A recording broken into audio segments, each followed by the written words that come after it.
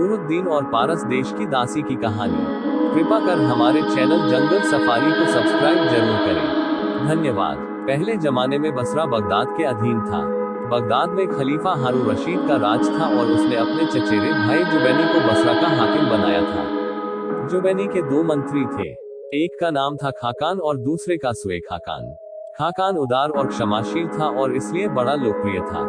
सुए खाकान उतना ही क्रूर और अन्यायी था और प्रजा उससे रुष्ट थी। सुए खाकान अपने सहयोगी मंत्री खाकान के प्रति भी विद्वेष रखता था। एक दिन जुबैनी ने खाकान से कहा कि मुझे एक दासी चाहिए जो अति सुंदर हो तथा गायन वादन तथा अन्य विद्याओं में निपुण भी हो। खाकान के बोलने के पहले ही सुए खाकान बोल उठा, ऐसी लौड़ी तो 10,000 अशरफी से कम में नहीं आएगी। जुबैनी ने आंखें तरेर कर कहा, तुम समझते हो 10,000 अशरफियां मेरे लिए बड़ी चीज है। ये कहकर उसने खाकान को 10,000 अशरफियां दिलवा दी। खाकान ने घर आकर दलालों को बुलाया और उनसे कहा कि तुम जुबैनी के लिए अति सुंदर और सारी विद्याओं कलाओं में निपुण एक दासी तलाश करो, चाहे जितने मोल की हो। सारे दलाल इच्छित प्रकार की दासी ढूंढने में लग गए। कुछ दिनों बाद एक दलाल खाकान के पास आकर बोला कि एक व्यापारी ऐसी ही दासी लाया है जैसी आपने कहा था। खाकान के कहने पर दलाल उस व्यापारी को दासी समेत ले आया। खाकान ने आकर जांच परख की तो दासी को हर प्रकार से गुण संपन्न पाया और जुबैनी की आशा से अधिक सुंदर भी पाया। उसने व्यापारी से उसका दाम पूछा तो उसने कहा, स्वामी, ये रत्न तो अनमोल है, किंतु मैं आपके हाथ मात्र 10,000 अशरफियों पर बेच दूंगा। इसके लालन पालन और शिक्षा दीक्षा पर मैंने बहुत श्रम किया है। ये गायन वादन साहित्य इतिहास और सारी विद्याओं में पारंगत है और अभी तक अक्षत है।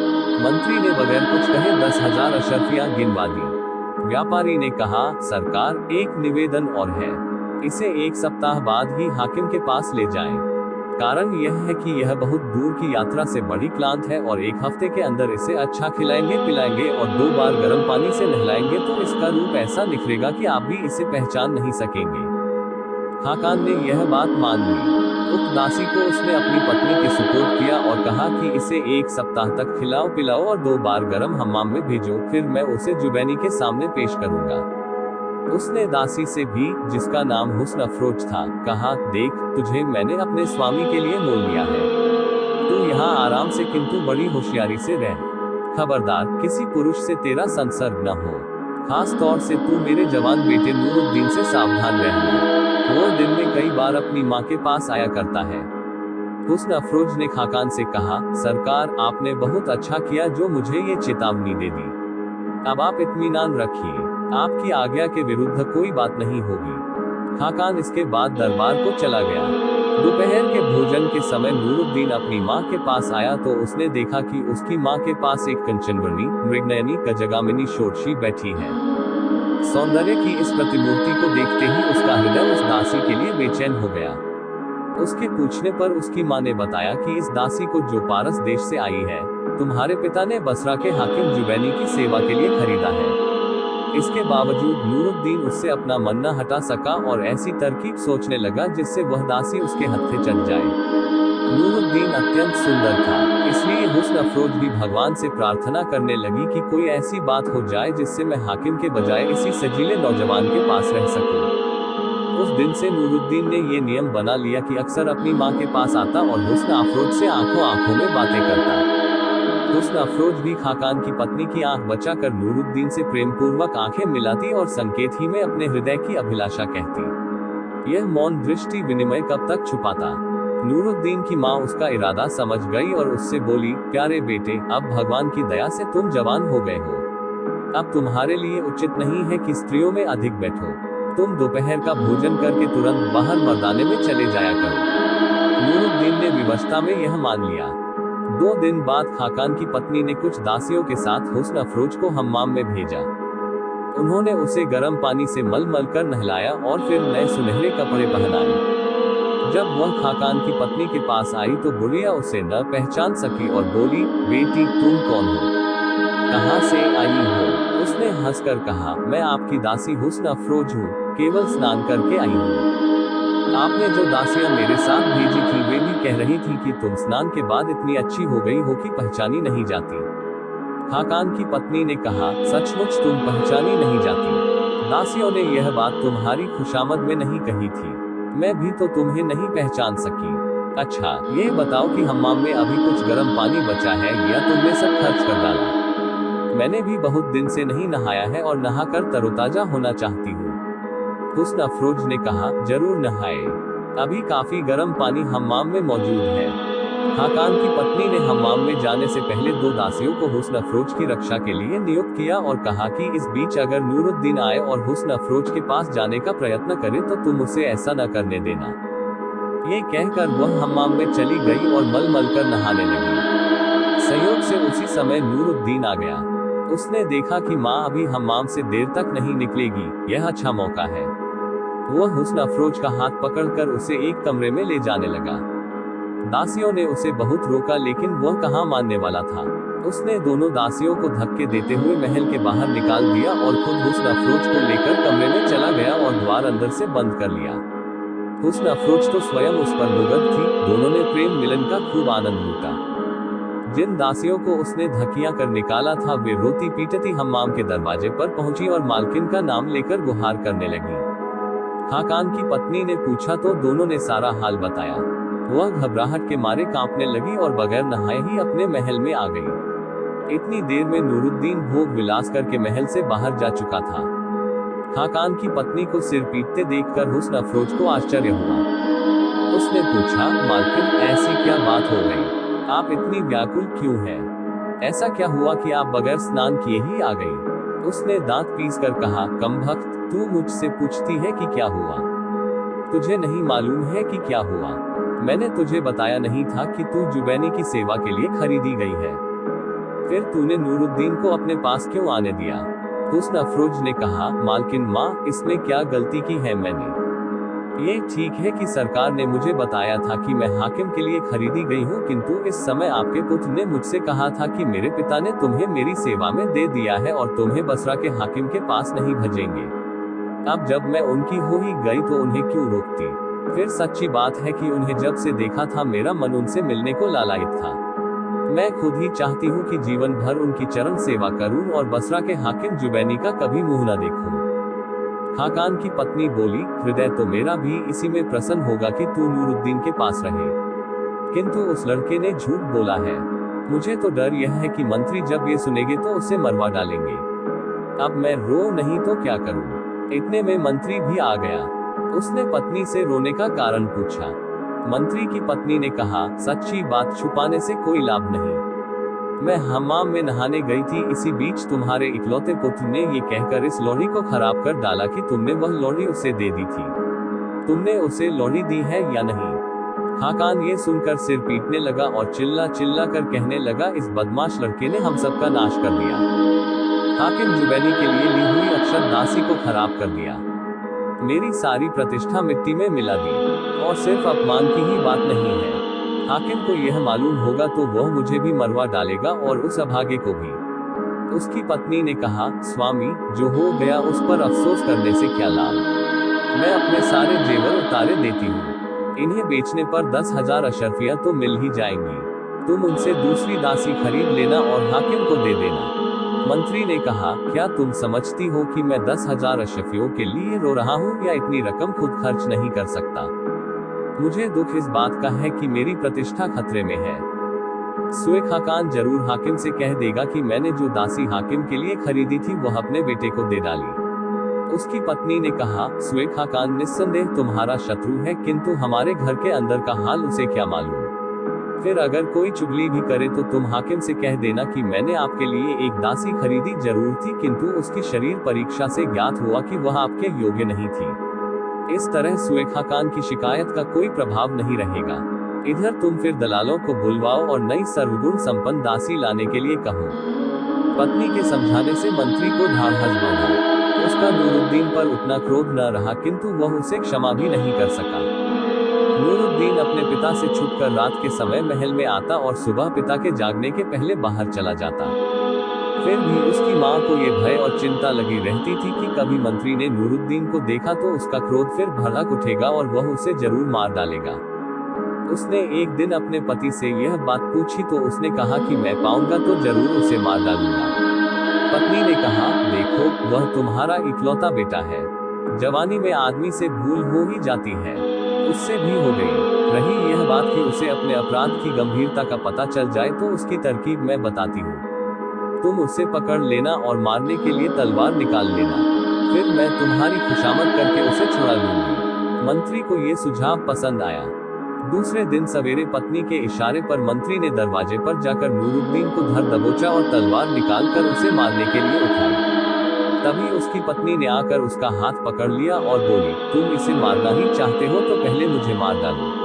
नूरुद्दीन ने भी गिड़गिड़ाकर प्राण भिक्षा मांगी और कहा कि इतने से कसूर पर आप मेरी जान लेंगे तो कयामत में खुदा को क्या जवाब देंगे। मंत्री ने तलवार फेंक कर कहा, तुम मेरे नहीं, अपनी माँ के पांवों पर गिरो, उसी के कहने पर मैंने तुम्हें छोड़ा है। मैं तुम्हें हुस्न अफरोज भी देता हूँ, लेकिन खबरदार उसके साथ ब्याहता का व्यवहार करना, दासी का नहीं, और उसे किसी दशा में न बेचना। इसके बाद नूरुद्दीन आनंद पूर्वक हुस्न अफरोज के साथ रहने लगा और मंत्री भी उन दोनों की परस्पर प्रीति देखकर प्रसन्न हुआ और संतोष से रहने लगा। जुबैनी के सामने उसने दासी के बारे में वही कह दिया जो उसकी पत्नी ने कहा था। इसके 1 वर्ष बाद की बात है। मंत्री ने गर्म पानी से देर तक स्नान किया, किंतु अचानक कुछ ऐसा काम आ पड़ा कि वह बाहर निकल आया। गर्मी से अचानक सर्दी में आ जाने के कारण वह बीमार हो गया और उसका रोग बढ़ता गया। अपना अंत समय निकट देखकर नूरुद्दीन से, जो उसकी परिचर्या के लिए बराबर उसके पास रहता था, कहा, मैंने पहले भी कहा था और अब फिर कहता हूँ कि हुस्न अफरोज को प्यार से रखना और उसे कभी बेचना नहीं। इसके बाद उसने शरीर छोड़ दिया। नूरुद्दीन ने उसकी बड़ी धूमधाम से अंत्येष्टि की और 40 दिन तक बाप का मातम किया। इसी बीच उसने किसी मित्र आदि को अपने पास आने की अनुमति नहीं दी। फिर धीरे धीरे उसके मित्र उसे तसल्ली देने के लिए आने लगे और कुछ दिनों में मित्रों के आने का तांता लग गया। नूरुद्दीन अल्पवयस्क और अनुभवहीन था। उसके मित्रों ने इस बात का अनुचित लाभ उठाया। उन्होंने रासरंग के सुझाव दिए और नूरुद्दीन ने दोनों हाथों से धन लुटाना आरंभ किया और उसके मित्र धन से अपना घर भरने लगे। एक दिन हुस्न अफरोज ने उसे समझाया, तुमने अपने कमीने मित्रों पर बहुत कुछ लुटा दिया, अब चेत जाओ और ये फिजूल खर्चियां बंद कर दो।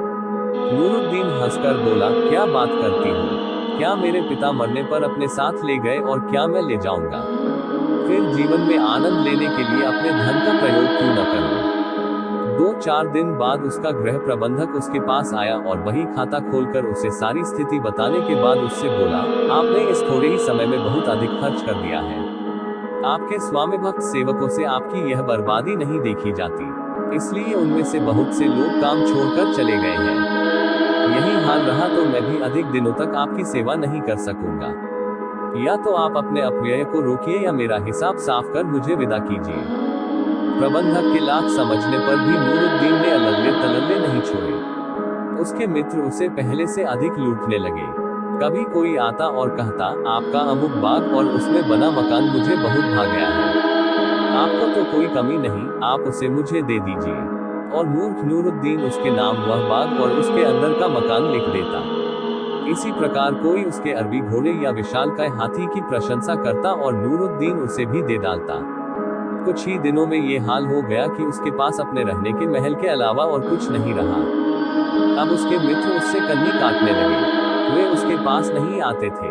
अकेलेपन से घबरा कर वह किसी को बुलाता तो वह न आता, और अगर आता भी तो 2-4 मिनट बैठकर चला जाता।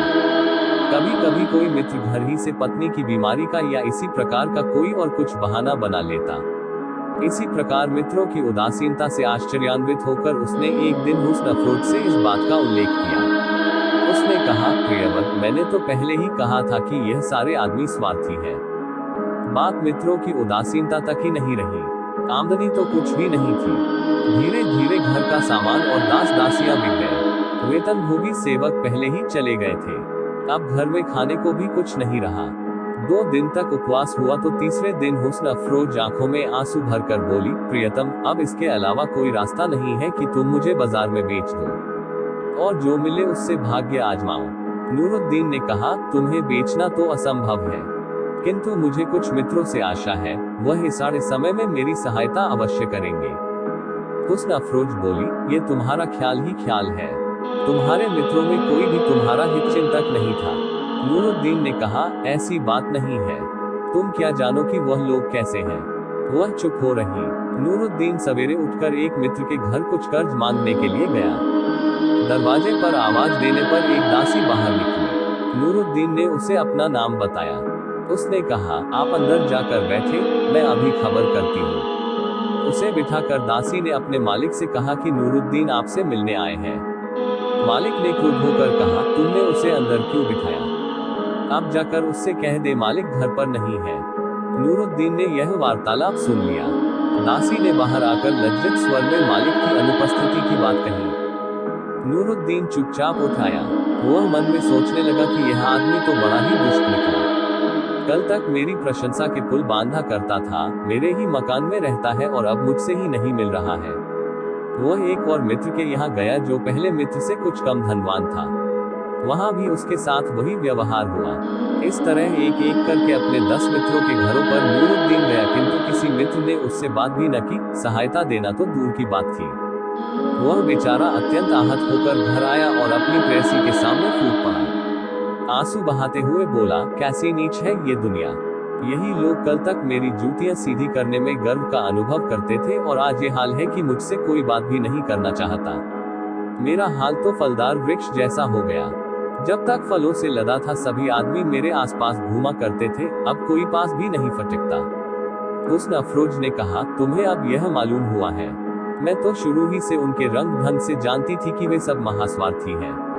मैं इसीलिए तुम्हें समझाया करती थी कि उनका साथ न करो। खैर, अब पिछली बातों का क्या रोना, अब ये सोचना है कि आगे क्या होगा। अब तो घर में भी कोई ऐसा सामान नहीं है जो बेच सको, और दास दासी तो तुम पहले ही बेच चुके हो। मकान बेच दोगे तो हम लोग रहेंगे कहाँ? इसलिए ऐसा करो कि मुझे दासों की मंडी में ले चलो। तुम्हें याद होगा कि तुम्हारे पिता ने मुझे 10,000 अशफियों में खरीदा था। अब मेरा इतना तो मोल नहीं होगा, किंतु इससे आधे को जरूर बिक जाऊंगी। तुम उससे व्यापार करो और जब तुम्हारे पास व्यापार से पैसा आ जाए तो मुझे फिर खरीद लेना। नूरुद्दीन ने रोते हुए कहा, एक तो मैं तुम्हें अपनी जान से ज्यादा चाहता हूँ, फिर मैंने पिता को उनके अंत समय में वचन दिया है कि किसी भी दशा में तुम्हें नहीं बेचूंगा। हुस्न अफरोज ने कहा, प्रियतम तुम ठीक कहते हो, मैं भी तुम्हें अपनी जान से ज्यादा चाहती हूँ, किंतु हमारे धर्म के अनुसार विपत्ति पड़ने पर प्रतिज्ञा तोड़ी भी जा सकती है। जैसी विपत्ति तुम पर है उसमें तुम और क्या कर सकते हो। अब नूरुद्दीन मजबूर होकर हुस्न अफरोज को लेकर बाजार में गया। पुराने दलाल को बुलाकर उसने कहा, कई वर्ष हुए मेरे पिता के हाथ तुमने एक फारस देश की दासी 10,000 अशफियों में बेची थी। अब मैं उसे बेचना चाहता हूँ, तुम उसके लिए खरीदार देखो। दलाल ने उसकी बात मानकर हुस्न अफरोज को एक मकान में बंद करके बाहर ताला डाल दिया, जैसे बिकने वाले दास दासियों के साथ करते हैं। फिर वह दासों को खरीदने वाले व्यापारियों के पास गया। उन व्यापारियों ने कई देशों तथा यूनान, फ्रांस, अफ्रीका आदि की दासियां मोल ले रखी थी। दलाल ने उनसे कहा, तुम लोगों ने देश देश की दासियां ले रखी हैं, किंतु मैं फारस देश की ऐसी दासी तुम्हें दिखाऊंगा जिसके सामने कोई नहीं ठहरेगी। तुम लोगों ने विद्वानों का ये कथन तो सुना ही होगा कि हर गोल चीज सुपारी नहीं होती, हर चपटी चीज अंजीर नहीं होती, हर लाल चीज मांस नहीं होती और हर सफेद चीज अंडा नहीं होती। इसी तरह ये दासी जो चीज है वह कोई और दासी नहीं हो सकती। दलाल के साथ जाकर व्यापारियों ने हुस्न अफरोज को देखा। वे कहने लगे कि इसमें संदेह नहीं कि ऐसी सुंदर और बुद्धिमती दासी हमने और कहीं नहीं देखी, लेकिन हम सब मिलकर इसे खरीदेंगे और इसका मोल 4,000 अशर्फी लगाएंगे। इससे अधिक देना हमारे वश की बात नहीं है। ये कहकर वे मकान के बाहर आकर खड़े हो गए। दलाल भी मकान बंद करने के बाद सौदेबाजी करने के लिए उनके पास आया। इसी बीच दुष्ट मंत्री सुएखा खान की सवारी उधर से निकली। उसने पूछा कि यह भीड़ कैसी है। दलाल ने कहा कि यह सब एक दासी लेने के लिए आए हैं और उसका मोल 4,000 अशर्फी लगा रहे हैं। सुएखा खान ने कहा, मुझे भी एक अच्छी लौड़ी चाहिए, तुम मुझे वह दासी दिखाओ। दलाल ने वजीर को मकान में ले जाकर हुस्न अफरोज को दिखाया। वजीर ने कहा कि मैं 4,000 अशर्फी इसके लिए दूंगा, अगर कोई और इससे अधिक लगाए तो ले जाए। लेकिन इसके साथ ही उसने संकेती से सारे व्यापारियों से कह दिया कि खबरदार इसका अधिक मूल्य न लगाना, इसलिए वे चुपचाप खड़े रहे। दलाल ने कहा, मैं इसके मालिक को जाकर बताता हूँ कि आपने इसके लिए 4,000 अशर्फियों का दाम लगाया है।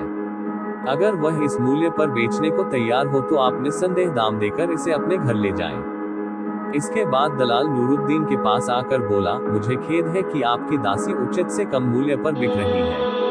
मैंने व्यापारियों को उसे दिखाया तो वे उसका 4000 अशर्फी मूल्य देने को तैयार हो गए। मैं इस फिक्र में था कि कुछ देर और प्रतीक्षा करूं, संभव है कोई आदमी उसका 5-6 हजार देने के लिए तैयार हो जाए। उसी समय वजीर सुए खाकान की सवारी निकल रही थी। भीड़ देखकर उसने पूछा कि क्या बात है। यह मालूम होने पर कि एक अच्छी दासी बिक रही है, उसने उसे देखना चाहा और देखने पर उसके लिए 4000 अशर्फिया लगा दी। साथ ही अन्य व्यापारियों को भी इशारा कर दिया कि इससे अधिक दाम न लगाना। अब बोलो, तुम क्या कहते हो? नूरुद्दीन ने कहा, सुए खाकान हमारे कुटुंब का पुराना दुश्मन है। मुझे ये बिल्कुल मंजूर नहीं कि किसी भी कीमत पर उसके हाथों अपनी प्रिय दासी बेचूं। दलाल ने कहा, वैसे तो वही उसके कुछ अधिक दाम लगा सकता है और मैं उसके हाथ दासी बेचने को विवश हो जाऊंगा। लेकिन अगर तुम वास्तव में उसे किसी दाम पर न बेचना चाहो तो सिर्फ एक तरकीब है। मैं उसे वजीर के हाथ में देने लगूं तो तुम उसी समय आ जाना और दासी के मुंह पर झूठ मूठ का थप्पड़ मारकर उसे अपनी ओर घसीट लेना और कहना कि मुझे एक बात पर इस दासी पर क्रोध आ गया था और मैंने प्रतिज्ञा की थी कि बाजार में खड़े खड़े तेरा सौदा कर दूंगा। वह सौदा हो गया और मेरी प्रतिज्ञा पूरी हो गई। अब मैं इसे बेचना नहीं चाहता और किसी दाम पर भी इसे नहीं बेचूंगा। नूरुद्दीन ने दलाल की बात बड़ी खुशी से मंजूर कर ली और चुपके चुपके उसके पीछे दास दासियों के बाजार में पहुंच गया। जिस समय दलाल दासी का हाथ सुए खाकान के हाथ में देने लगा तभी नूरुद्दीन बीच में आ गया। हुस्न अफरोज का दूसरा हाथ पकड़कर उसने अपनी ओर उसे खींचा और उसके मुंह पर 2 तमाचे हल्के से मारकर कहा, तू जाती कहाँ है? वह तो तेरी बदतमीजी और आज्ञा न मानने पर मैंने तुझे बेच देने को कहा था। अब तेरी बिक्री हो चुकी, तू सीधी तरह से घर चल। ये कहकर नूरुद्दीन उसे घसीटता हुआ अपने घर की ओर ले चला। सुए खाकान कुछ देर तक इस आकस्मिक घटना के कारण स्तंभित सा रहा, क्योंकि उसे ये भी नहीं मालूम था कि लोनी नूरुद्दीन की संपत्ति है। फिर वह अपमान के कारण क्रोध में जल उठा और घोड़ा दौड़ाकर उसने रास्ते में नूरुद्दीन को जा पकड़ा। उसने नूरुद्दीन के एक कोड़ा मारना चाहा, लेकिन नूरुद्दीन पहले से होशियार था। उसने कोड़े का वार बचाकर सुए खाकान का हाथ पकड़कर उसे घोड़े से नीचे खींच लिया। अब दोनों में मल्लयुद्ध होने लगा। वजीर बूढ़ा था और नूरुद्दीन जवान। उसने वजीर को उठा उठाकर कई बार जमीन पर पटका और खूब रगड़े दिए। बाजार के सारे लोग तमाशा देखने खड़े हो गए। चूंकि सभी सुए खाकान से नाराज थे, इसलिए सभी चुपचाप उसकी दुर्दशा देखते रहे और किसी ने सुए खाकान की सहायता नहीं की। यहाँ तक कि जब वजीर के नौकर बचाने के लिए बढ़े तो वहाँ उपस्थित लोगों ने उन्हें ये कहकर रोक दिया, तुम लोग इन दोनों के बीच में न पड़ो। तुम्हें मालूम नहीं कि यह नौजवान भी मंत्री पुत्र है, दिवंगत मंत्री खाकान का पुत्र है। इसलिए वे भी डर कर रुक गए। नूरुद्दीन ने बुरे वजीर की दुर्गति कर दी। उसके शरीर से कई जगह खून निकल आया और उसके सारे वस्त्र और शरीर के सारे अंग खून और मिट्टी से सन गए और वह बेदम सा होकर एक ओर गिर रहा। नूरुद्दीन हुस्न अफरोज को लेकर अपने घर को चला गया। सुए खाकान वैसे ही लहू और मिट्टी से सने कपड़े और बदन लेकर हाकिम जुबैनी के पास पहुंचा। उसे वजीर को ऐसी दशा में देखकर आश्चर्य हुआ और वह बोला, तुम्हें किसने मारा? सुए खाकान ने हाथ जोड़कर कहा, सरकार, पुराने मंत्री खाकान के बेटे नूरुद्दीन ने मेरी ये दुर्दशा की है। जुबैनी ने विस्तृत विवरण चाहा तो सुए खाकान ने कहा, मैं आज बाजार की तरफ से निकला तो एक जगह भीड़ देखी। पूछने पर मालूम हुआ कि एक दासी बिक रही है। मुझे भी गृह कार्य के लिए एक दासी की जरूरत थी, इसलिए मैं भी रुक गया।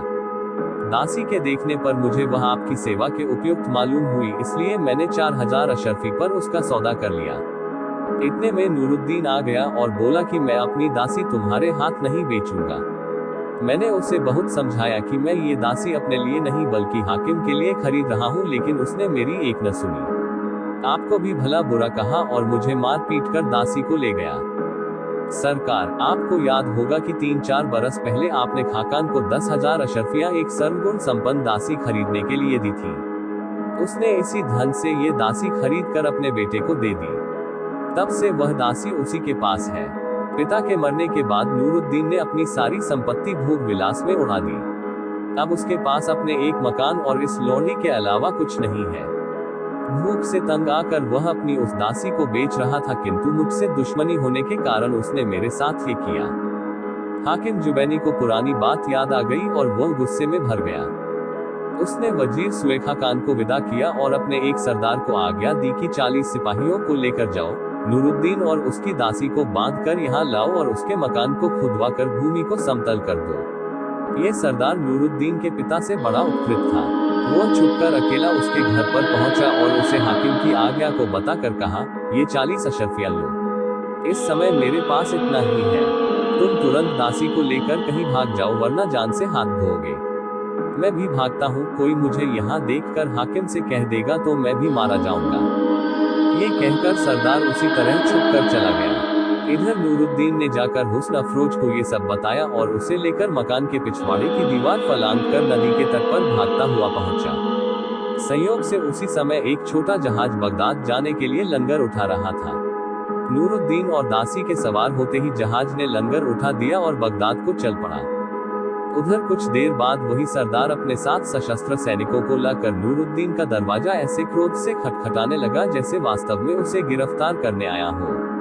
दरवाजा न खुलने पर उसने उसे तुड़वा दिया और अंदर जाकर सिपाहियों को मकान की तलाशी लेने और नूरुद्दीन और उसकी दासी को पकड़ने की आज्ञा दी। सिपाहियों ने मकान में न कोई सामान पाया न कोई आदमी। उसने पड़ोसियों से पूछा कि नूरुद्दीन कहाँ है। उनमें दो एक को मालूम था कि वह पिछवाड़े से भाग गया है, किंतु सभी लोग उसे चाहते थे, इसलिए बोले कि हम लोगों को बिल्कुल नहीं मालूम कि वह कहाँ गया। सरदार ने हाकिम से जाकर सारा हाल कहा तो उसने कहा कि उसका घर गिरवा कर समतल कर दो और शहर में मुनादी करवा दो कि जो नूरुद्दीन को पकड़कर लाएगा उसे 1000 अशरफियों का इनाम मिलेगा, और अगर कोई उसे या उसकी दासी को शरण देगा तो उसे तथा उसके कुटुंबियों को मृत्यु दंड दिया जाएगा। अतएव ऐसा ही किया गया। उधर नूरुद्दीन का जहाज बगदाद पहुंचा तो कप्तान ने यात्रियों को समझाया कि यह नगर अद्भुत है, यहाँ क्षण मात्र में गरीब अमीर बन जाता है और अमीर गरीब, इसलिए यहाँ परदेशियों को सावधान रहना जरूरी है। खैर, बगदाद पहुंचकर अन्य व्यापारी तो अपने अपने ठिकानों पर गए। नूरुद्दीन ने कप्तान को 5 अशरफियां किराए में दी और हुस्न अफरोज को लेकर उतरा। उसके लिए यह नगर नितांत अपरिचित था और उसकी समझ में नहीं आ रहा था कि किस जगह ठहरे। दोनों बहुत देर तक भटकने के बाद एक बाग में पहुंचे जो नदी के तट पर था और जिसका द्वार खुला था।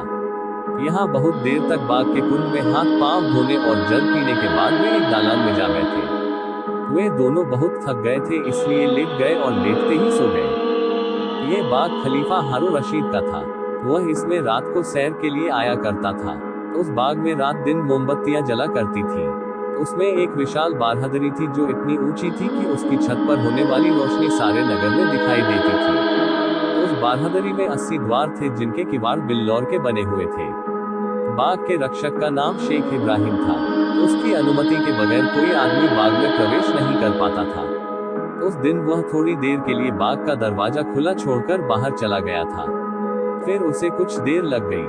संध्या काल निकल आने पर शेख इब्राहिम आया तो देखा कि कुंड के समीप की दालान में 2 व्यक्ति मुंह पर महीन चादरें डाले सो रहे हैं। उसे बड़ा क्रोध आया और उसने इरादा किया कि डंडा उठाकर दोनों को पीटे। फिर यह सोचकर रुक गया कि शायद ये परदेशी हो। बगैर सोचे विचारे इन्हें दंड देना ठीक नहीं है।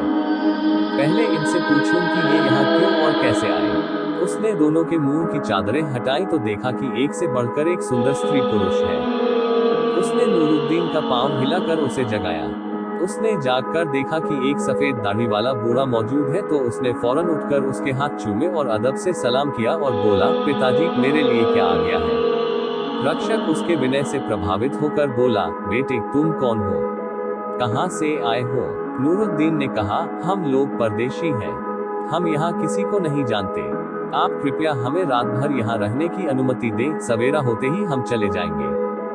बूढ़ा और प्रभावित हुआ, कहने लगा, यहाँ सोने में तुम्हें कष्ट होगा, तुम मेरे साथ चलो, मैं तुम्हें ऐसी जगह ठहराऊंगा जहाँ तुम आराम से सो सको, वहाँ से इस सारे बाग की सैर भी कर सकते हो। नूरुद्दीन ने पूछा, क्या ये बाग आपका है। उसने मुस्कुरा कर कहा, हाँ, यह मेरे बाप की जायदाद है। फिर उसने बाग की एक और आरामदायक इमारत में उन्हें ठहराया जहाँ से सारा बाग दिखाई देता था। उसने उन्हें वहाँ की और भी इमारतें दिखाई। फिर नूरुद्दीन ने रक्षक के हाथ में 2 अशरफियां रखी और कहा कि इसे हम लोगों के लिए सुस्वाद भोजन मंगा दीजिए। बूढ़े ने सोचा कि बहुत अच्छा हुआ कि मैंने ऐसे धनी और सुसंस्कृत आदमी को नहीं मारा। इन अशरफियों से तो बढ़िया खाना लाने पर भी मेरे पास बहुत कुछ बचा रहेगा। अतः वह उन्हें बाग की बारहदरी में बिठाकर भोजन लाने चला गया। इधर नूरुद्दीन ने चाहा कि ऊपर जाकर सैर करे, किंतु जाकर देखा कि जीने में ताला जड़ा था। बाग का रक्षक भोजन लाया तो नूरुद्दीन ने कहा कि हम ऊपर जाकर भी देखना चाहते हैं, क्या आप हमें दिखा सकेंगे? दरोगा ने ताली निकालकर ताला खोल दिया। वे दोनों ऊपर जाकर बहुत खुश हुए। नूरुद्दीन ने कहा कि आप कृपा करके हम लोगों को यहीं सोने की अनुमति दे दीजिए। उसने ये भी कहा कि आप भी हमारे साथ भोजन करें और यहीं आराम करें। बूढ़े ने सोचा कि आज खलीफा तो आने वाले हैं नहीं, आने वाले होते तो अब तक संदेश भिजवा देते। उसने ये भी सोचा कि ऐसे उदार आदमी की बात नहीं टालनी चाहिए, इसलिए वह न केवल उन्हें स्थान देने पर राजी हो गया, अपितु उसने खलीफा के लिए रखे हुए जड़ाव बर्तनों में उन्हें भोजन परोसा। सब लोग खाना खाकर हाथ धो चुके तो नूरुद्दीन ने कहा, कुछ पीने को भी मिल सकता है? रक्षक ने कहा, मैं शरबत ला सकता हूँ, लेकिन शरबत खाने के पहले पिया जाता है, बाद में नहीं। नूरुद्दीन बोला, आप ठीक कहते हैं, लेकिन मेरा मतलब शरबत से नहीं था, अंगूरी शराब से था। उद्यान रक्षक ने कहा, देखो इस्लाम में शराब हराम है। फिर मैं तो 4 बार हज कर आया हूँ, मैं तो शराब पीना क्या उसे हाथ से भी नहीं छू सकता, बल्कि मैंने कभी शराब देखी भी नहीं है। नूरुद्दीन ने कहा, मैं एक तरकीब बताता हूँ। बाग की खाई के पास एक गधा बंधा है, उसे ले आइए। मैं रुमाल में एक अशर्फी बांधकर उसकी पीठ पर रख दूंगा। आप उसे हाँकते हुए शराबखाने तक ले जाएं और शराबखाने के मालिक को इशारे से अशर्फी दिखा दें। वह समझ जाएगा और अशर्फी लेकर शराब की मटकियां गधे पर लाद देगा।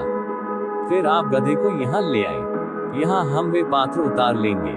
आपको शराब छूने या मुंह से मांगने की जरूरत ही नहीं पड़ेगी। बूढ़े को इसमें कोई बुरी बात नहीं दिखाई दी। उसने वही किया जो नूरुद्दीन ने कहा था। गधे के वापस आने पर नूरुद्दीन ने मटकियां गधे से उतार कर रखी और बूढ़े से कहा, आपने हम लोगों पर बड़ी कृपा की है, अब थोड़ी और दया कीजिए। 2-3 गिलास और शराब के साथ खाने के लिए कुछ फल ले आइए। बाग के रक्षक दारोगा ने ये चीजें भी ला कर दी और साफ कपड़ा जमीन पर बिछाकर उस पर फल काटकर तश्तरियों में रख दिए और गिलास भी।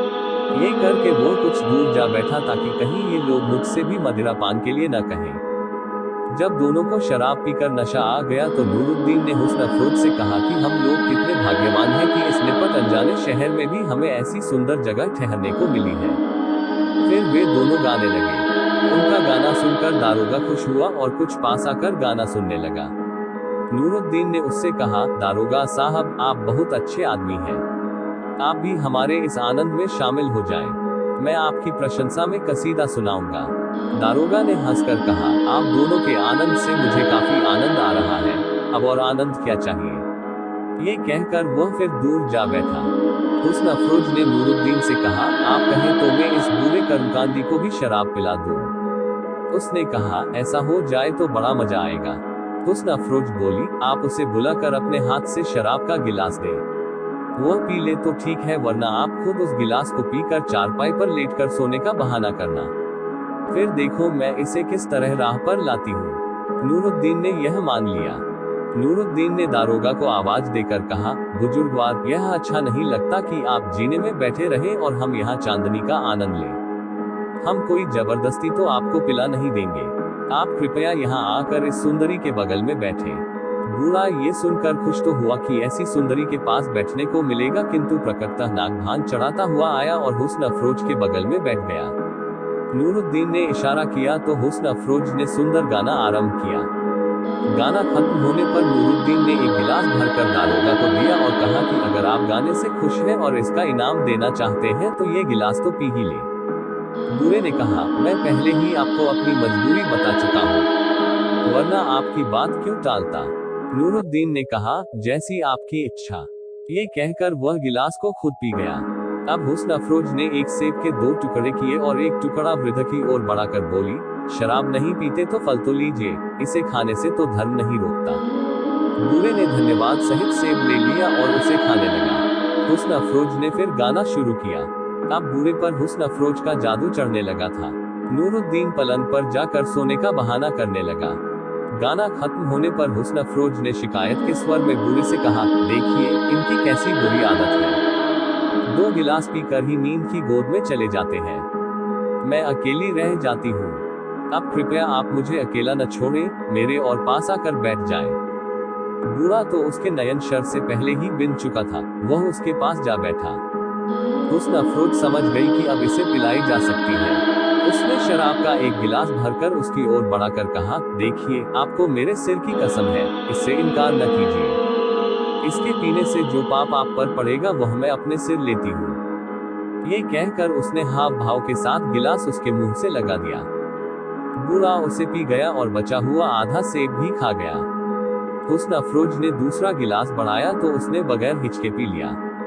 इसके बाद उसे नशा चढ़ा तो वह खुद अपने हाथ से भर भर कर कई गिलास पी गया। इतने में नूरुद्दीन भी पलंग से उठकर आया और मुस्कुरा कर बोला, बड़े मियाँ, तुम तो बड़े परहेजगार थे, अब क्या हो गया? बूढ़ा ठठाकर हंसा और कहने लगा, मैंने भी कहा है, ये तो तुम्हारी साथिन ने जबरदस्ती मुझे पिलाई है। इसी तरह वे लोग हंसी खुशी के साथ आधी रात तक बैठे बैठे मदिरापान करते रहे। जब दारोगा को काफी नशा चढ़ गया तो हुस्न अफरोज ने कहा कि अब अंधेरा डरावना लगता है, कहो तो शमादान मोमबत्तियों के पात्र जला दूं। बूढ़े ने कहा, अच्छा, यही चाहती हो तो जला लो, लेकिन 2-4 ही जलाना। किंतु हुस्न अफरोज ने वहां के सारे ही शमादान जला दिए। बूढ़ा नशे में था और हुस्न अफरोज के सौंदर्य से मस्त भी। उससे हुस्न अफरोज ने पूछा, कहिए तो जीने के शमादान भी जला दूं ताकि किसी आने जाने वाले को कष्ट न हो। बूढ़े ने बगैर समझे बूझे इसकी भी अनुमति दे दी। वह इस समय हुस्न अफरोज की हर बात मानने को तैयार था। खलीफा हारून रशीद उस दिन देर तक राजकाज में लगा रहा था। आधी रात को उसकी इच्छा हुई कि बाग में जाकर थकन मिटाए। महल से उसने देखा तो बाग की बारहदरी के ऊपर प्रकाश पुंज दिखाई दिया, क्योंकि हुस्न अफरोज ने सारे शमादान जला दिए थे। उसने अपने मंत्री जाफर से कहा, समझ में नहीं आता, मैं तो यहाँ हूँ, इस बाग की बारहदरी में रोशनी किसने करवाई है? जाफर की समझ में भी कुछ न आया, लेकिन वह दिल का अच्छा आदमी था। बाग के दारोगा को बचाने के लिए झूठ बोल गया। बाग के दारोगा ने एक मानता मानी थी और कहा था कि यह पूरी होगी तो अपने मित्रों को दावत दूंगा। उसने आज दावत दी होगी।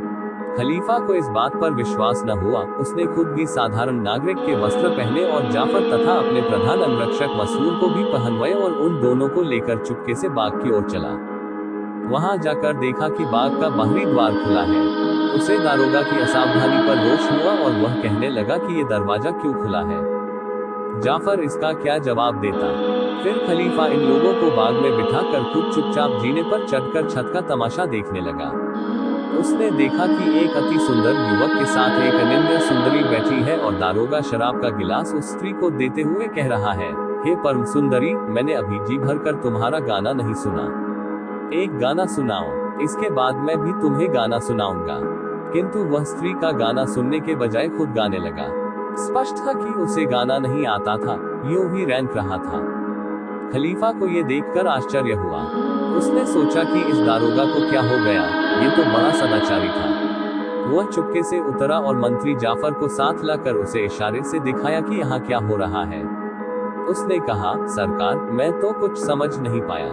खलीफा ने कहा, मैं इन सब को कड़ा दंड दूंगा, किंतु यदि इस सुंदरी ने अच्छा गाया तो क्षमा कर दूंगा। वे दोनों छुपकर सुनने लगे। बूढ़े ने कहा, कुछ ऐसा गाओ कि जी खुश हो जाए। हुस्न अफरोज बोली, यहाँ बांसुरी होती तो मैं वह गाना सुनाती कि तुम भी याद करते। अगर मिल सके तो बांसुरी लाओ। बूढ़ा झूमता हुआ उठा और एक कोठरी खोलकर उसमें से बांसुरी निकाल लाया। हुस्न अफरोज बांसुरी बजाने लगी। खलीफा ने मंत्री से कहा, ये स्त्री तो बड़ी अच्छी बांसुरी बजाती है, इस कारण मैंने इसका अपराध क्षमा किया और उसके कारण उसके साथी को भी। किंतु बूढ़े की हरकत प्रशासन की बात है और तुम्हारी जिम्मेदारी है, इसलिए तुम जरूर फांसी पाओगे। मंत्री ने कहा, भगवान करता कि वह बुरा बजाती। खलीफा ने कहा, तुम ये बात क्यों कर रहे हो? मंत्री बोला, अगर ऐसा होता तो ये दोनों मारे जाते और इन दोनों के साथ मरने में सुख मिलता। खलीफा इस चतुराई के उत्तर से हंस पड़ा। हुस्न अफरोज ने बार बारी से बांसुरी और गले से वही राग निकाला तो खलीफा लोटपोट हो गया। वह संगीत का अच्छा मर्मज्ञ था। उसने इस डर से कि जी नहीं में कहीं उससे वाह न निकल जाए, मंत्री के साथ चुपचाप नीचे उतर आया और बोला, भाई, ये स्त्री तो गाने और बजाने दोनों में अद्वितीय है। हमारा दरबारी गवैया गाने बजाने में विश्वविख्यात है, किंतु इसके सामने वह अनाड़ी बच्चा मालूम होता है। मैं चाहता हूँ कि पास से जाकर इसका गायन वादन सुनूं, किंतु मेरी समझ में नहीं आ रहा है कि यह बात कैसे हो। मंत्री ने कहा, आपकी बात बिल्कुल ठीक है।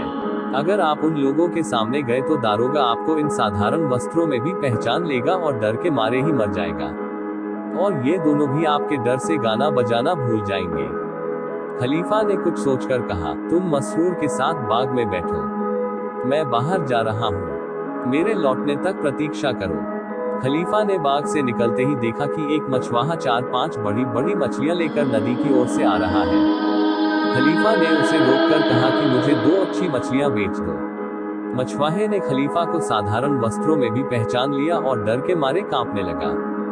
खलीफा ने कहा, तुम डरो नहीं, मैं तुम्हें अच्छा इनाम दूंगा, लेकिन तुम मेरे ये कपड़े पहन लो और अपने कपड़े मुझे दे दो और चुपचाप घर चले जाओ। उसने ऐसा ही किया। खलीफा उसके कपड़े पहनकर 2 बड़ी मछलियां लेकर बाग में आ गया। जाफर और मसरूर उसे इस वेश में देखकर पहचान न सके। मंत्री ने समझा कि यह मछुआरा बेवक्त कुछ इनाम मांगने आया है। उसने झिड़क कर उससे भाग जाने के लिए कहा। इस पर खलीफा खिलखिलाकर हंस पड़ा। अब मंत्री ने गौर से देखा तो उसे पहचान गया और क्षमा मांगने लगा कि आपको पहचान न पाने पर ऐसी भूल हुई। उसने कहा, जब मैं ही इस वेश में आपको पहचान नहीं सका तो और कोई क्या पहचानेगा। अब आप बेधड़क बारहदरी की छत पर जाएं और जी भरकर उस सुंदरी का गाना सुने। खलीफा मछुआरे के वेश में और 2 मछलियां लिए हुए ऊपर गया और दरवाजा खटखटाया। दारोगा ने पूछा, कौन है? खलीफा ने दरवाजा खोलकर बहुत झुककर सलाम किया ताकि पहचाना न जाए। फिर वह बोला, मैं करीम मछुआरा हूँ। मैंने सुना है कि आपने अपने मित्रों की दावत की है, इसलिए मैं आपकी सेवा में 2 बहुत ही उत्तम मछलियां लाया हूं ताकि आप मेहमानों को भली भांति संतुष्ट कर सके। दारोगा ने नशे में खलीफा को बिल्कुल न पहचाना और बोला, तुम मछुआरे हो या चोर? रात में इस तरह घूमते हो? खैर, यहाँ आओ और दिखाओ कि क्या लाए हो। खलीफा मछलियां ले गया तो हुस्न अफरोज को वे पसंद आई। उसने दारोगा से कहा कि इन्हें भुनवा दीजिए तो मजा आ जाए। दारोगा ने हुक्म दिया, करीम फौरन बावर्ची खाने में जाओ और यह मछलियां भून लाओ। खलीफा बोला, बहुत अच्छा सरकार। ये कहकर नीचे आया और जाफर और मसरूर से कहा कि इन मछलियों को साफ करके भूनना है। जाफर पाक शास्त्र में निपुण था, चुनांचे तीनों बावर्ची खाने में गए और तेल, मसाला आदि भूनकर मछलियों को साफ करके उन्हें अच्छी तरह प्रकार से भूना। उन्होंने कुछ नींबू भी काटकर मछली के टुकड़ों के साथ थालियों में सजा दिए और उन्हें ऊपर ले गए। उन तीनों ने स्वाद ले लेकर मछलियां खाई, क्योंकि जाफर ने बहुत स्वादिष्ट मछलियां बनाई थी। हुस्न अफरोज ने कहा, वास्तव में मैंने जीवन में ऐसी स्वादिष्ट मछलियां नहीं खाई थी। नूरुद्दीन को भी मछलियां पसंद आई। फिर हुस्न अफरोज की प्रशंसा से उस पर और असर पड़ा। उसने अशरफियों की थैली निकाली और मछुआरा बने हुए खलीफा को देकर कहा, देखो भाई, मेरे पास जो कुछ था वह सब मैंने तुम्हें दे डाला। काश तुम मेरे पास पहले आए होते जब मैं वास्तव में इनाम देने की हालत में था, तब तुम देखते कि मैं किस तरह खुश होने पर इनाम दिया करता हूँ। अभी जो मिला है उसी से संतोष करो। खलीफा ने थैली खोली तो देखा कि उसमें 24 अशरफियां हैं। उसे आश्चर्य हुआ कि यह कौन ऐसा मन चला है कि पकी हुई मछलियों के लिए 24 अशरफियां दिए डाल रहा है। उसने कहा, मालिक, भगवान आपको युगों युगों तक कुशलता पूर्वक और प्रसन्नता पूर्वक रखे। मैंने अपने सारे जीवन में आप जैसा दानवीर नहीं देखा। अब आप नाराज न हो तो एक निवेदन करूं। मैंने आपकी सुंदरी साथिन के पास बांसुरी रखी देखी है। मालूम होता है कि इसे बांसुरी बजाने का शौक है। मुझे भी संगीत सुनना बहुत अच्छा लगता है। आप आज्ञा दे तो मैं भी 2 मिनट बैठकर इनकी वादन कला देख लूं और फिर आप लोगों को आशीर्वाद देता हुआ अपने घर चला जाऊं। नूरुद्दीन उदारता की धुन में तो था ही। उसने हुस्न अफरोज से कहा, चलो इस बेचारे को भी कुछ सुना दो। इसे कहाँ गाना बजाना सुनने को मिलता होगा। हुस्न अफरोज पर भी शराब का नशा खूब चढ़ा था, साथ ही सुस्वादु मछलियां खाकर वह भी बहुत प्रसन्न थी। उसने सोचा कि मैं अपना पूरा कमाल दिखाऊं।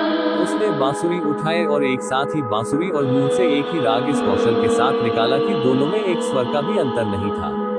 खलीफा ने बहुत प्रशंसा की। फिर उसने खाली बांसुरी पर एक बड़ा कठिन राग निकाला। खलीफा ने जी खोलकर प्रशंसा की। उसने कहा, मालिक, मैंने ऐसी गुणवंती नारी कभी नहीं देखी। इनमें संगीत निपुणता भी है और अमृत जैसा कंठ भी। ऐसा गुणज्ञ संसार भर में कोई ना होगा। आप धन्य हैं कि आपको ऐसी अनन्य सुंदरी और ऐसी गुणवंती साथिन मिली है। नूरुद्दीन की आदत थी कि अगर कोई उसकी चीज की बहुत प्रशंसा करता था तो वह चीज उसी को दे देता था। हुस्न अफरोज उसकी दासी थी। उसने कहा, अगर यह नारी तुम्हें ऐसी ही पसंद है तो इसे ले जा सकते हो। मैंने इसे तुम्हें दे डाला। तुम संगीत मर्मज्ञ जान पड़ते हो, इसकी अच्छी कद्र करोगे। हुस्न अफरोज को बड़ी परेशानी हुई कि ऐसे सुंदर मालिक के बजाय मछुआरे के साथ रहना पड़ेगा। नूरुद्दीन उठकर चलने लगा था। हुस्न अफरोज ने आंसू भरकर कहा, मालिक चलते चलते मेरा एक और गीत तो सुनते जाओ। नूरुद्दीन रुक गया। हुस्न अफरोज ने छुपकर आंसू पोंछे और एक सद्यहचित वियोग गीत गाने लगी जिसका अर्थ ये था कि मुझे अपने पास ही रखो, मछुआरे के हाथ में न दो। नूरुद्दीन ने उसका भाव तो समझ लिया किंतु वह विवश होकर चुप बैठा रहा। दी हुई चीज के लिए कैसे कहता कि मैं इसे नहीं दूंगा। खलीफा ने आश्चर्य से पूछा, ये स्त्री आपकी दासी है? उसके स्वर में सहानुभूति पाई तो नूरुद्दीन ठंडी सांस भरकर कहने लगा, करीम तुम इतने पर क्या आश्चर्य करते हो? मेरी पूरी कहानी सुनो तो वास्तव में आश्चर्य में पड़ जाओगे। ये कहकर उसने सारा किस्सा उसे बताया। मछुआरे बने हुए खलीफा ने कहा, अब आप कहाँ जाएंगे, क्या करेंगे? नूरुद्दीन ने कहा, जो भी भगवान चाहेगा वही होगा। खलीफा ने कहा, आप कहीं न जाएं, वापस बसरा चले जाएं। मैं वहां के हाकिम को एक छोटा सा पत्र लिखे देता हूँ, वह जुबैनी को दे देना। इसके बाद तुम्हारे सारे दुख दूर हो जाएंगे। नूरुद्दीन ठठाकर हंस पड़ा। बोला, भाई तेरा दिमाग तो ठीक है, कहाँ था राजा और कहाँ रंग। जुबैनी तेरे पत्र पर क्या ध्यान देगा? खलीफा ने कहा, आप जानते नहीं, जुबैनी मेरा बचपन का साथी है। वह कई बार मुझे मंत्री बनाने के लिए बुला चुका है किंतु मैं उसका एहसान लेने के बजाय पैतृक धंधा करना पसंद करता हूँ। नूरुद्दीन इस पर पत्र लेने को तैयार हो गया। खलीफा ने कलम और कागज लेकर इस प्रकार का पत्र लिखा, मैं मेहंदी का पुत्र खलीफा हारून रशीद अपने चचेरे भाई जुबैनी को, जो बसरा का हाकिम है, यह आदेश देता हूँ कि इस पत्र को देखते ही मंत्री खाकान के पुत्र नूरुद्दीन को, जिसके हाथों ये पत्र जा रहा है, अपनी जगह बसरा का हाकिम बनाओ और शासन की कुर्सी पर बिठाओ। इस आज्ञा का रंचमात्र भी उल्लंघन नहीं होना चाहिए। ये लिखकर खलीफा ने पत्र बंद किया और जाफर को दिया। उसने चुपचाप खलीफा की मुहर उस पर लगा दी। फिर वह पत्र नूरुद्दीन को दे दिया। ये ज्ञात रहे कि खलीफा जिस समय मछली ढूंढने गया था उसी समय उसने मसरूर से कहा था कि मेरे लिए राजमहल से राजसी पोशाक ले आना। वह पोशाक आ गई थी। खलीफा ने यह भी कहा था कि तुम जीने पर प्रतीक्षा करना और जब मैं जीने के दरवाजे पर हाथ मारूं तो तुम सिपाहियों के साथ पोशाक लेकर छत पर आ जाना। इधर बूढ़ा दारोगा नशे की हालत में ये सब देख रहा था। नूरुद्दीन जब पत्र लेकर गया तो हुस्न अफरोज भी उसके पीछे रोती हुई जीने के दरवाजे तक गई और फिर लौट आई। दारोगा ने खलीफा से कहा, करीम तू एक 2 कौड़ी का मछुआरा है, तेरी 2 मछलियों का मूल्य 2-4 आने से अधिक नहीं। इनके बदले में तूने इतनी अशरफिया और ऐसी सुंदर और गुणवंती दासी पाई, तू ये सब अकेले हजम नहीं कर सकेगा। इनमें से आधा मुझे दे दे वरना मैं तुझे बड़ी मुसीबत में फंसा दूंगा। खलीफा ने कहा, मुझे थैली में नहीं मालूम अशरफिया है या कुछ और, चलो जो भी होगा आधा आधा बांट लेंगे, लेकिन तुम इस लॉटरी में हिस्सा पाने की आशा छोड़ दो। यह मुझे मिली है और मैं इसे अपने पास रखूंगा। अब इसमें चाहे आप खुश हो या ना खुश। दारोगा नशे में तो था ही, तथाकथित मछुआरे की इस बात पर उसे इतना क्रोध आया कि उसने एक चीनी की तश्तरी फेंककर खलीफा के सर पर मारी। खलीफा सिर टेढ़ा करके चोट से बच गया और तश्तरी दीवार से टकराकर टूट गई। दारोगा इस बात से और आग बबूला हुआ और रोशनी लेकर एक कोठरी में गया ताकि वहां से लकड़ी लाकर मछुआरे को मारे। इसी बीच खलीफा ने जीने के किवाड़ पर हाथ मारा। इस पर मसरूर और 4 गुलाम छत पर आ गए। वहां एक छोटा सिंहासन भी पड़ा था। खलीफा राजसी वस्त्र पहनकर उस पर जा बैठा और उसके पीछे 4 गुलाम और बगल में एक और जाफर और दूसरी ओर मसरूर खड़े हो गए। बारहदरी की छत पर छोटा मोटा दरबार लग गया। उधर बूढ़ा एक मोटी लाठी लेकर आया और मछुआरे को ढूंढने लगा। उसे मछुआरा न दिखाई दिया बल्कि खलीफा तख्त पर बैठा दिखाई दिया। वह आंखें मल मल कर देखने लगा कि यह स्वप्न है या सत्य। कुछ क्षणों के बाद खलीफा बोला, बड़े मियाँ क्या बात है, क्यों घबराहट में इधर उधर देख रहे हो? अब बूढ़े ने पहचाना कि खलीफा ही मछुआरा बना हुआ था। वह उसके पांवों पर गिर पड़ा और अपनी दाढ़ी खलीफा की जूतियों पर मलमल कर अपने अपराध के लिए क्षमा मांगने लगा। खलीफा ने कहा, तुम्हारे एक नहीं कई अपराध हैं। बाग को खुला छोड़ दिया, अजनबियों के साथ शराब पी, दूसरे को मिली चीज में हिस्सा बटाने लगे और न मिलने पर मारपीट पर उतारू हो गए। लेकिन मुझे तुम्हारे बुढ़ापे और तुम्हारे सारे जीवन के सदाचार का ख्याल है, इसलिए मैं तुम्हारे सारे अपराध क्षमा करता हूँ। लेकिन आगे से होशियार रहना। अब हुस्न अफरोज समझ गई कि यह बाग का मालिक स्वयं खलीफा है। उसे इस बात से बड़ा संतोष मिला कि किसी मछुआरे के हाथ नहीं दी गई। खलीफा ने उससे कहा, अब तो तुम्हें मालूम ही हो गया होगा कि मैं कौन हूँ। मैंने संसार भर में नूरुद्दीन से बढ़कर बड़े दिल वाला कोई आदमी नहीं देखा जो केवल प्रशंसा करने पर अपनी सबसे प्यारी चीज दे डाले। मैंने पत्र द्वारा उसे बसरा का हाकिम नियुक्त किया है। जब वह अपना काम संभाल लेगा तो मैं तुम्हें भी उसके पास भेज दूंगा। तब तक तुम मेरे महल में रहोगी। ये सुनकर हुस्न अफरोज की खुशी का ठिकाना नहीं रहा। खलीफा उसे लेकर महल में आया। दूसरे दिन उसने हुस्न अफरोज को अपनी रानी जुबैदा के हाथ में सौंपा और कहा कि इसका ख्याल रखना, यह बसरा के नए हाकिम नूरुद्दीन की स्त्री है और कुछ दिनों बाद इसे उसी के पास भेजना है। इधर नूरुद्दीन एक जहाज में बैठकर, जो उसी समय छूट रहा था, बसरा पहुंचा और अपने किसी मित्र या परिचित से मिले बगैर सीधे हाकिम जुबैनी के पास पहुंचा। वह उस समय मुकदमों के फैसले कर रहा था।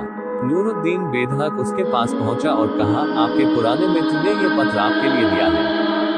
जुबैनी ने खलीफा की हस्तलिपि देखकर पत्र को चूमा और मंत्री सुएखा खान से उसे पढ़ने के लिए कहा। मंत्री ने पत्र देखा तो उसकी जान निकल गई। उसने प्रकाश में अच्छी तरह पत्र पढ़ने के बहाने बाहर आकर खलीफा की मुहर वाला लिफाफे का भाग दांतों से कुतर कर खा लिया।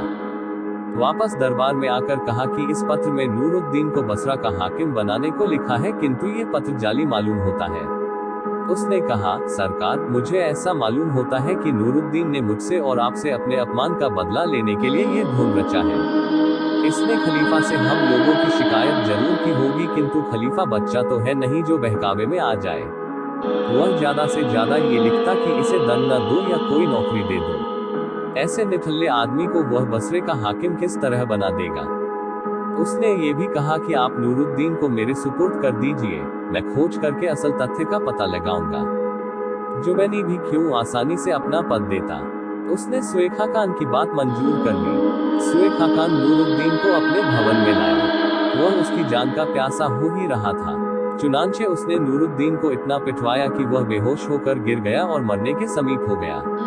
फिर उसने उसे एक तंग कोठरी में बंद कर दिया और उस पर कड़ा पहरा बिठा दिया और आदेश दिया कि इसे दिन में सिर्फ एक बार कुछ रोटी के टुकड़े और पानी दिया जाए, इससे अधिक कुछ न दिया जाए।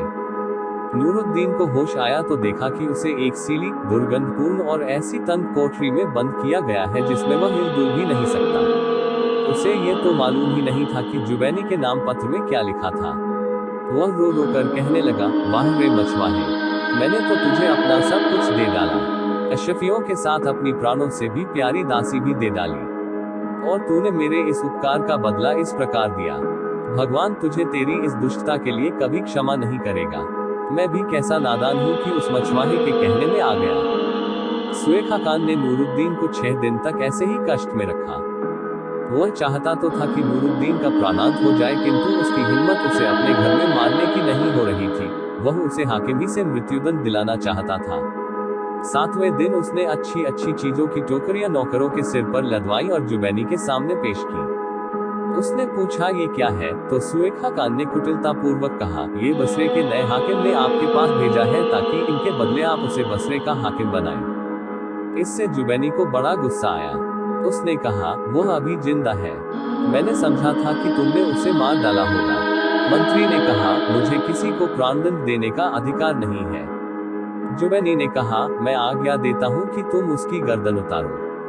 कमबख्त मुझसे मजाक करता है। सुएखा खान ने कहा, आपकी आज्ञा सिर आंखों पर, किंतु मैं चाहता हूँ कि वह सर्वसाधारण के सामने मारा जाए, तभी मैं उससे उस सार्वजनिक अपमान का बदला लूंगा जो उसने किया है। जुबैनी ने मान लिया। शहर में मुनादी की गई कि कल नूरुद्दीन की, जिसने मंत्री का खुलेआम अपमान किया था, अमुक स्थान पर गर्दन काटी जाएगी। सुएखा खान उसे अत्यंत अपमानपूर्वक अंधे, बेजीन के घोड़े पर बिठाकर वधस्थल पर लाया।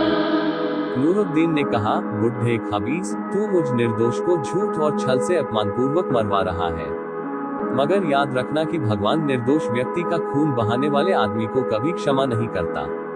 सुएखा खान दांत पीसकर बोला, दुष्ट, तू इस तरह से मेरा सब लोगों के सामने अपमान कर रहा है। खैर, इसकी सजा क्या दी जाए? तुझे तो सबसे बड़ी सजा मिलने वाली है। नूरुद्दीन को महल से लगे एक बड़े मैदान में पहुंचा दिया गया जहां लोगों को आम जनता के सामने मारा जाता था। जल्लाद ने कहा, मुझे आपके पिता का जमाना याद है। मैं आपका सेवक हूँ, किंतु इस समय मेरा कर्तव्य आपको मारना है। आपकी कुछ अंतिम इच्छा हो तो कहें। नूरुद्दीन ने कहा कि मुझे पानी पीना है। जल्लाद ने एक आदमी से पानी मंगाया और नूरुद्दीन पीने लगा। सुएखा खान जल्लाद पर बिगड़ने लगा कि देर क्यों कर रहा है, तुरंत ही इसकी गर्दन क्यों नहीं काट देता। जो लोग वहां मौजूद थे वे मंत्री की कठोरता पर उसे बुरा भला कहने लगे, किंतु उस पर कुछ प्रभाव न हुआ। जल्लाद ने देखा कि मंत्री नाराज हो रहा है तो उसने तलवार निकाली। वह वार करना ही चाहता था कि जुबैनी ने महल की खिड़की से सिर निकालकर कहा, अभी इसे न मारो।